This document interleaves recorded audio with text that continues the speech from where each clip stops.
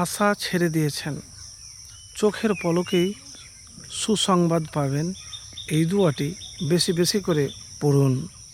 আপনার আশা পূর্ণ হবে, অভাব অনটন দূর হবে ইনশাআল্লাহ। তো প্রিয় ভাই, আজকে যে দোয়ার কথা বলবো, এই দোয়ার আমল করে একবার দেখুন। কোন আমল করবেন? তো সর্বপ্রথম একবার ইসমে আজম পড়বেন।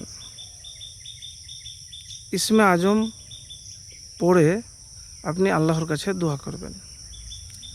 আল্লাহুম্মা ইন্নী আসআলুকা বিআন্না লাকাল হামদ লা ইলাহা ইল্লা আনতাল মান্নানু বাদিউস সামাওয়াতি ওয়াল আরজ ইয়া জাল জালালি ওয়াল ইকরাম ইয়া হাইয়্যু ইয়া কাইয়্যুম। যে কোনো নামাজের পর, বিশেষ করে তাহাজ্জুদ বা গভীর রাতে পবিত্র হয়ে এই দোয়া পাঠ করে আল্লাহর কাছে নিজের আশা পেশ করুন। তারপরে যদি এটা না করতে পারেন তাহাজ্জুদ, তাহলে 2 রাকাত নফল হাজতের নামাজ পড়ে আপনি পড়বেন। তো প্রিয় ভাই, আশা পূরণ হচ্ছে না, কোনোভাবেই হচ্ছে না। অনেক দোয়া করছেন, অনেক কিছু করছেন, কিন্তু আশা পূরণে ব্যর্থ। কি করবেন? কোনো তো উপায়ও পাচ্ছেন না। দেখেন, আশা প্রত্যেকটা মানুষেরই থাকে। যদি আপনার নেক আশা থাকে, বৈধ আশা থাকে, তাহলে দ্রুত পূরণ হবে। আর যদি অযুক্তি থাকে তাহলে হবে না। বলেন কেমন কথা? দেখেন,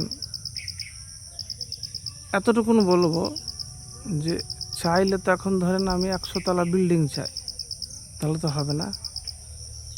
100 তলা বিল্ডিং আমি চাই, কিন্তু ঘুমিয়ে থেকে তো হবে না। তো প্রিয় ভাই, সেটার জন্য পরিশ্রম, মেহনত করতে হবে, স্কিল শিখতে হবে, ত্যাগ স্বীকার করতে হবে, কষ্ট করতে হবে। কষ্টের পরই কিন্তু সুখ রয়েছে।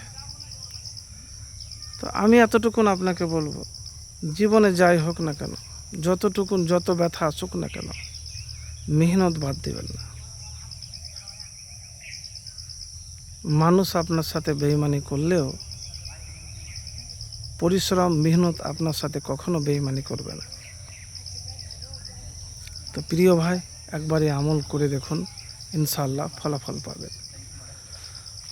তো কীভাবে করবেন আপনাকে বললাম। ইসমে আজম পড়ে আল্লাহর কাছে দোয়া করবেন। খুবই সহজ একটি আমলের কথা বললাম, আপনি একবার করে দেখুন, ইনশাআল্লাহ ফলাফল পাবেন।